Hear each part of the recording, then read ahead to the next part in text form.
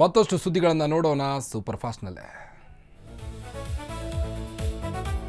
ನೇಪಾಳದಲ್ಲಿ ಪ್ರವಾಹದ ಹಿನ್ನೆಲೆ ಧಾರವಾಡ ಮೂಲದ ವ್ಯಕ್ತಿಯೊಬ್ಬರು ಸಂಪರ್ಕಕ್ಕೆ ಸಿಗದೆ ಕುಟುಂಬಸ್ಥರಲ್ಲಿ ಆತಂಕ ಮನೆ ಮಾಡಿದ. ಸೇಬಿ ನಗರದ ನಿವಾಸಿ 45 ವರ್ಷದ ರಾಕೇಶ್ ನಾಯಕ್ ಸಂಪರ್ಕಕ್ಕೆ ಸಿಗದ ವ್ಯಕ್ತಿ. ಕಳೆದ 10 ವರ್ಷಗಳಿಂದ ಆಸ್ಟ್ರೇಲಿಯಾದ ಮೆಲ್ಬೋರ್ನ್ನಲ್ಲಿ ವಾಸವಾಗಿರುವಂತಹ ರಾಕೇಶ್ ಸಾಫ್ಟ್ವೇರ್ ಇಂಜಿನಿಯರ್ ಆಗಿದ್ದಾರೆ. ಅಲ್ಲಿಂದ ಮೆಲ್ಬೋರ್ನ್ನಿಂದ ನೇಪಾಳಕ್ಕೆ ಪ್ರವಾಸಕ್ಕೆ ತೆರಳಿದ್ರು. ಬಳಿಕ ಮೆಲ್ಬೋರ್ನ್ನಲ್ಲಿರುವ ಪತ್ನಿ ಹಾಗೂ ಮಕ್ಕಳೊಂದಿಗೆ ನಿರಂತರ ಸಂಪರ್ಕದಲ್ಲಿದ್ದರು. ಆದರೆ ಕಳೆದ 2 ದಿನಗಳಿಂದ ರಾಕೇಶ್ ಸಂಪರ್ಕಕ್ಕೆ ಸಿಗದ ಹಿನ್ನೆಲೆ ಕುಟುಂಬಸ್ಥರಲ್ಲಿ ಆತಂಕ ಹೆಚ್ಚಾಗಿದೆ. ಮಗನಿಂದ ಕರೆ ಬಾರದ ಹಿನ್ನೆಲೆ ರಾಕೇಶ್ ಪೋಷಕರು ಕಂಗಾಲಾಗಿದ್ದಾರೆ. ಇನ್ನು ಇಮಿಗ್ರೇಷನ್ ವೇಳೆ ವಿಮಾನ ನಿಲ್ದಾಣದಲ್ಲೇ ಕನ್ನಡಿಗ ಸಿಲುಕಿಕೊಂಡಿರುವ ಮಾಹಿತಿ ಕುಟುಂಬಕ್ಕೆ ಲಭ್ಯವಾಗಿದೆ. ಬರಗಾಲ ಘೋಷಣೆಯ ಪಟ್ಟಿಯಿಂದ ಬೆಳಗಾವಿ ಜಿಲ್ಲೆಯನ್ನ ಕೈಬಿಟ್ಟಿರುವುದಕ್ಕೆ ಅನ್ನದಾತರು ಆಕ್ರೋಶವನ್ನು ವ್ಯಕ್ತಪಡಿಸಿದ್ದಾರೆ. ಡಿಸಿ ಕಚೇರಿ ಬಳಿ ಸರ್ಕಾರದ ವಿರುದ್ಧ ರೈತರು ಆಕ್ರೋಶವನ್ನು ವ್ಯಕ್ತಪಡಿಸಿದ್ದು ಪ್ರತಿಭಟನೆ ಕೂಡ ನಡೆಸಿದ್ದಾರೆ. ಏಕೆ ಸರ್ಕಾರದ ವಿರುದ್ಧ ಧಿಕ್ಕಾರ ಕೂಗಿ ಆಕ್ರೋಶವನ್ನು ಹೊರಹಾಕಿದ್ರು.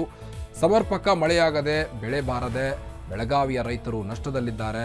ಬರ ಅಧ್ಯಯನ ತಂಡ ಜಿಲ್ಲೆಗೆ ಭೇಟಿ ನೀಡಿ ಕಾಟಾಚಾರದ ಅಧ್ಯಯನ ನಡೆಸಿ ಹೋಗಿದೆ ಎಂದು ರೈತರು ಗಂಭೀರ ಆರೋಪ ಮಾಡಿದ್ದಾರೆ.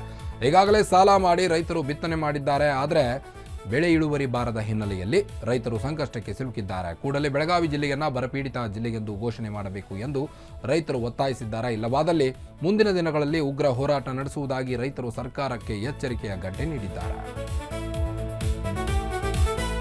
ಸಾಕು ನಾಯಿಯ ಜೊತೆ ಜಗಳ ಆಡುತ್ತಿದ್ದೆ ಎಂದು ಮತ್ತೊಂದು ನಾಯಿಗೆ ಗುಂಡಿಕ್ಕಿ ಹತ್ಯೆ ಮಾಡಿರುವಂತಹ ಕ್ರೂರ ಘಟನೆ ಶಿವಮೊಗ್ಗ ಜಿಲ್ಲೆಯ ಸಾಗರ ತಾಲೂಕಿನ ನಾಡವಳ್ಳಿಯಲ್ಲಿ ಆಗಿದೆ. ಆ ಗುಂಡು ನಾಯಿಯ ತೊಡೆಯ ಭಾಗಕ್ಕೆ ತಗುಲಿ ಸ್ಥಳದಲ್ಲೇ ನಾಯಿ ಸಾವನ್ನಪ್ಪಿದೆ.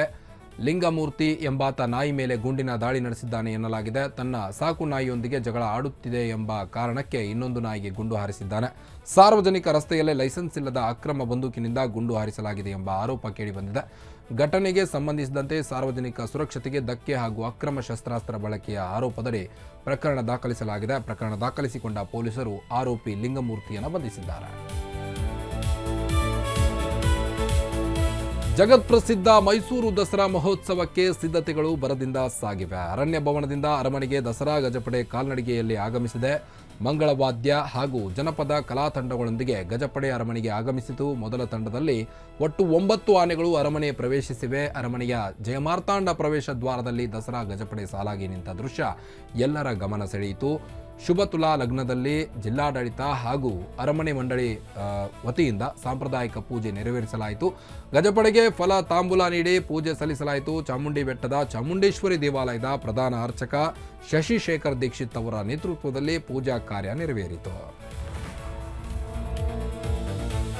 ಬೆಳಗಾವಿ ಜಿಲ್ಲೆಯ MLIRCಯಲ್ಲಿ ವಿಶೇಷವಾಗಿ ರಾಖಿ ಹಬ್ಬ ಆಚರಿಸಲಾಯಿತು. ವಿವಿಧ ಶಾಲೆಗಳ ಮಕ್ಕಳು ಸೈನಿಕರಿಗೆ ರಕ್ಷಾಬಂಧನ ಕಟ್ಟಿ ಸಂಭ್ರಮಿಸಿದರು. ಒಟ್ಟು 10 ಶಾಲೆಗಳು ಹಾಗೂ ವಿವಿಧ NGOಗಳ ಮಕ್ಕಳು ರಾಖಿ ಹಬ್ಬದಲ್ಲಿ ಭಾಗಿಯಾಗಿದ್ದರು. ಸೈನಿಕರು ಹಾಗೂ ಅಗ್ನಿವೀರರಿಗೆ ರಾಖಿ ಕಟ್ಟಿ ಮಕ್ಕಳು ಸಂಭ್ರಮಿಸಿದರು. ದೇಶದ ಗಡಿ ಕಾಯುವ ಸೈನಿಕರೊಂದಿಗೆ ರಕ್ಷಾಬಂಧನ ಆಚರಿಸಿ ಮಕ್ಕಳು ತಮ್ಮ ಪ್ರೀತಿ ಹಾಗೂ ಗೌರವವನ್ನು ವ್ಯಕ್ತಪಡಿಸಿದರು. ಕಾರ್ಯಕ್ರಮದಲ್ಲಿ ಬ್ರಿಗೇಡಿಯರ ಗಿರೀಶ್ ಉಪಾಧ್ಯಾಯ ಸೇರಿದಂತೆ ಹಲವು ಸೇನಾ ಅಧಿಕಾರಿಗಳು ಭಾಗಿಯಾಗಿದ್ದರು.